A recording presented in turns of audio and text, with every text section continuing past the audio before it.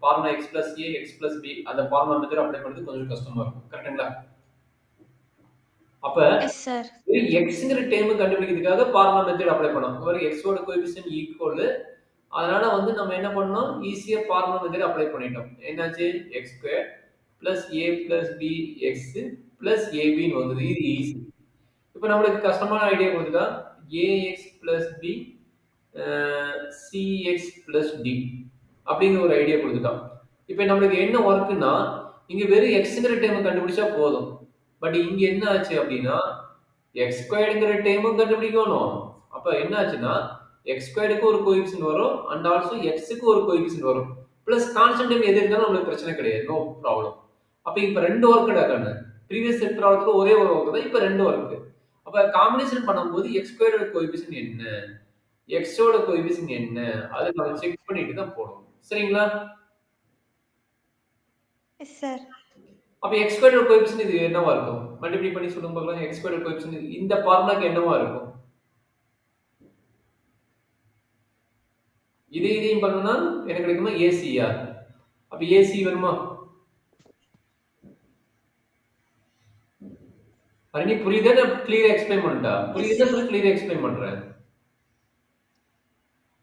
Yes sir, புரியுதுங்க sir. புரியுதா? புரியுதுங்க சார். இல்ல பேசாம இருக்கா நான் டவுட் நிக்கிறேன்னு நினைச்சேன். சரி ஓகே. அதாவது இப்ப இருக்கிற format ax plus b cx plus d equal to 0. சரி equal to என்ன? x ஸ்கொயரோட கோஎஃபிஷியன்ட் கரெக்ட்டா?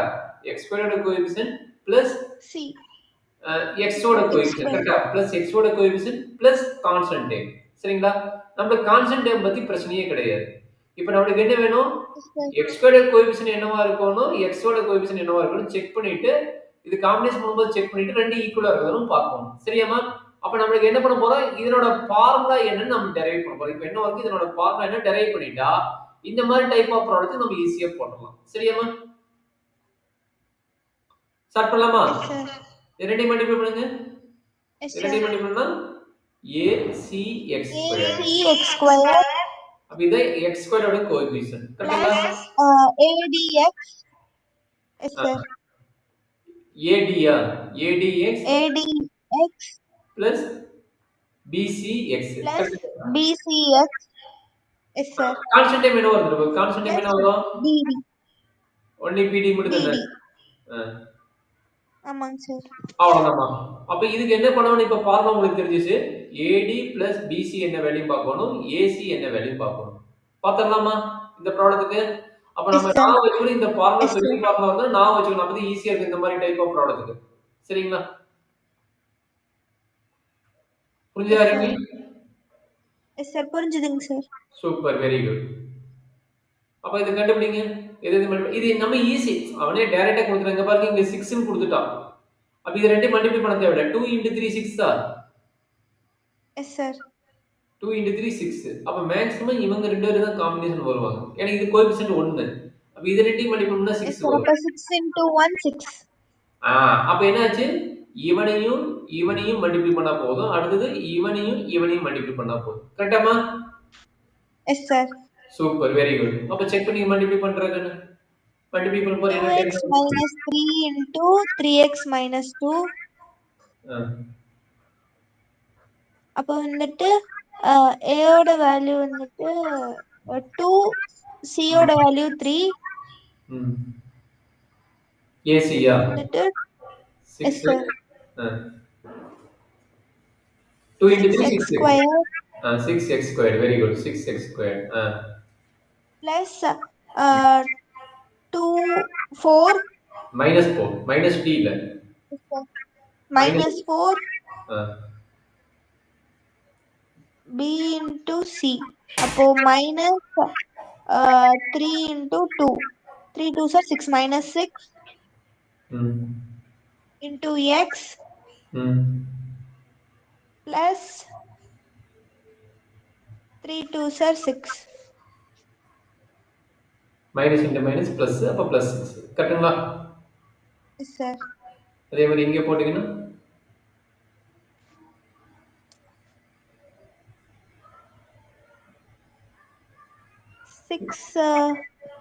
6x square plus A into D வந்துட்டு 6 into 2. 6 2s are 12. Minus 12x minus 12 plus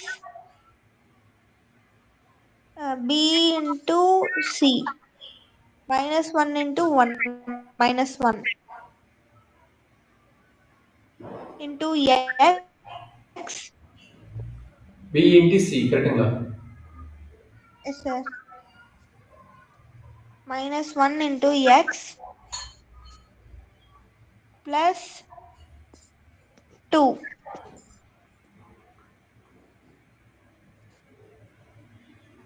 இது மட்டும் கொஞ்சம் காம்பினேஷன் பார்த்துக்கலாமா? மைனஸ் ப்ளஸ் 12 மைனஸ் எக்ஸ் வருது. அதே மாதிரி இங்கே வரும்போது என்னாச்சு?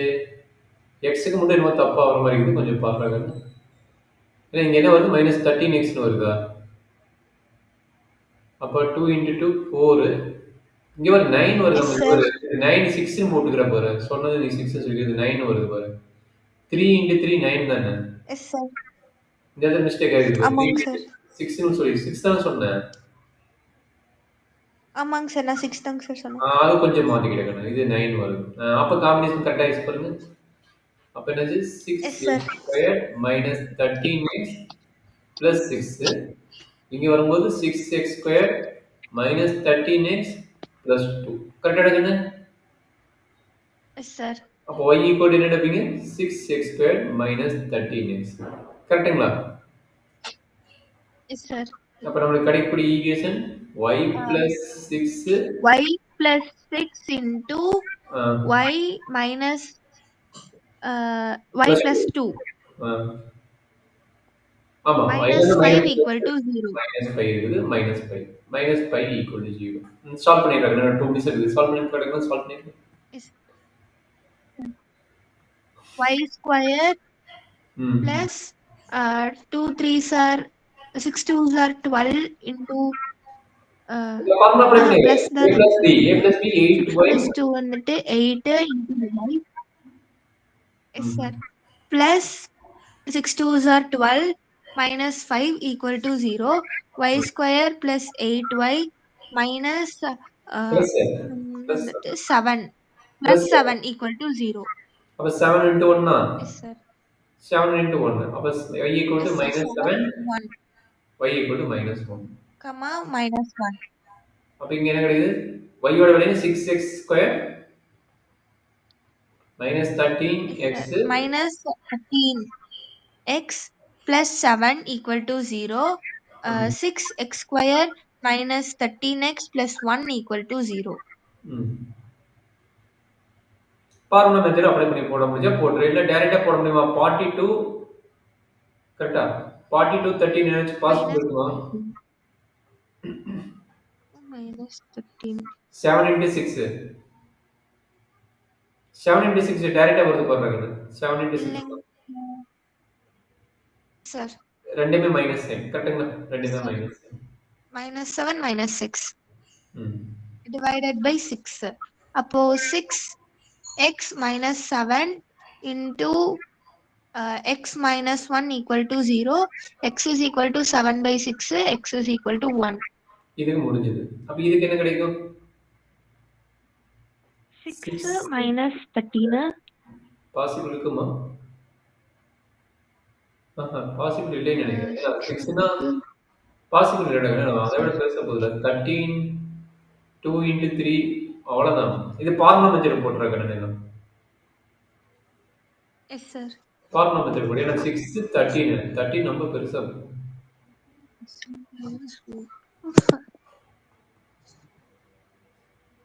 13 plus or minus root of 13 squared வந்து 69. 169 minus 24.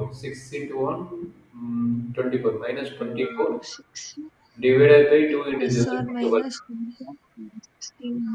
13 plus or minus root 5 145 நினைக்கிறேன். 145 divided by 12.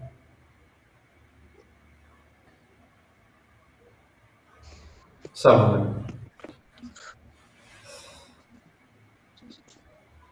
Is the 13 plus root 145 by 12, comma 13 minus root 145 by 12.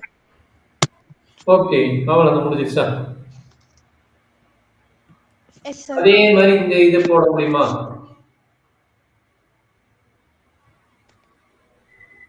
Maximum எல்லாம் முடிச்சாச்சு. இதை முடிச்சுட்டு இந்த எக்ஸசைஸ் முடிஞ்சிடும். சரியாம்மா?